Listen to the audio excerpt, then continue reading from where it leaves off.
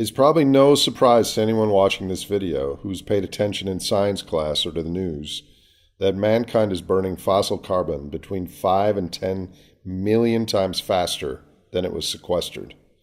We've touched on the massive benefits these armies of fossil workers give to our economies, but it should be obvious that burning that much of something that fast is bound to have negative impacts. We hear in the news all the time about environmental impacts from fossil fuel burning. Scientifically, these can be broken out into the indirect negative impacts from what we do with all this energy, like air particulates, poaching, plastics, pesticides, etc. But there are also the direct impacts that influence Earth's biogeochemistry as a result of burning all this carbon to generate GDP, namely ocean heat absorption and acidification, and the increase of heat-trapping gases in the atmosphere. Though most of you are familiar with these, I'm going to briefly touch on them because they're among the most important issues of our time. Humans, in aggregate, have used more energy in the last 50 years than in all the 200,000 previous years we were anatomically human beings. You can see the CO2 impact on the graph on the left. For the last 10,000 years, it was relatively stable, under 300 parts per million. Then there was this moonshot, and we're now over 400 parts per million. The graph on the right shows a relentless upward increase in the last 50 years. We'll see in the next video how central energy is to our economies, and that high carbon fuels, coal, oil, and natural gas, comprise 85% of our primary energy mix, and that this 85, 86, 87% hasn't changed in the last 40 years.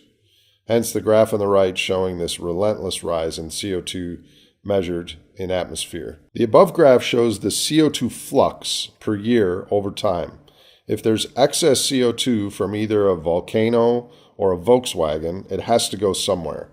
You can see in the graph that in addition to land use change, which has taken down forests to grow crops, which by doing so thus emits carbon and reduces the carbon sink, we've burned an ever-increasing amount of fossil fuels, shown in the gray. And look at the dark blue.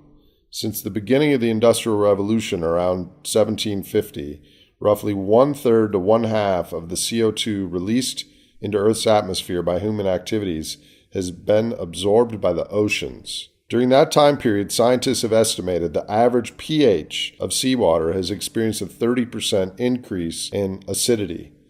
Some scientists estimate the pace of ocean acidification since the beginning of the Industrial Revolution is approximately 100 times faster than any other time during the recent 650,000 years. The image of the creature on the top is a pteropod, or a small shelled organism that live as zooplankton in the water column. They're a very important prey species for many fish. Changes in ocean chemistry can break down their calcium carbonate shells, ultimately impacting the marine food web and putting lots of creatures at risk. Greenhouse gas emissions are a huge issue, but let's take a big step back. World government forecasts are generally for 2 to 3% annual growth in the size of our economies throughout this century. If something grows at 3% a year, that means it will double in 25 years. So in 2070, if economic forecasts are correct, the world economy will double in size, not once, but twice, or be 4 times larger than today, and then 8 times larger than today by the year 2100. So from an environmental perspective, if we're concerned about emissions, and we should be curious about several things. Number one, how linked is economic growth to energy use? Can we decouple GDP from energy and materials? Number two, how linked is energy to carbon energy? Can we decouple energy from carbon by switching to low carbon energy types like solar and wind and geothermal? Number three, how likely is it that we either choose to stop growing or that we have to stop growing involuntarily? We're going to revisit all these questions in later videos, but let's take a quick conceptual look now. First of all, carbon decoupling. Carbon emissions and economic activity can be decoupled, but only if we increase non-fossil energy production faster than energy consumption growth.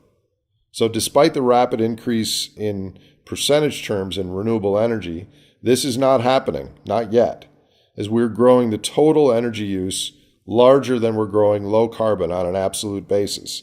If you look at the green in the above graph, that's the absolute increase in renewable technology as a percentage in the world, and the gray is the absolute increase in fossil capacity. So far, we're growing, but we're not subtracting. Secondly, the issue of energy and GDP decoupling. We could decouple our economic growth from energy use, in effect turning to a digital economy or something that doesn't use many resources.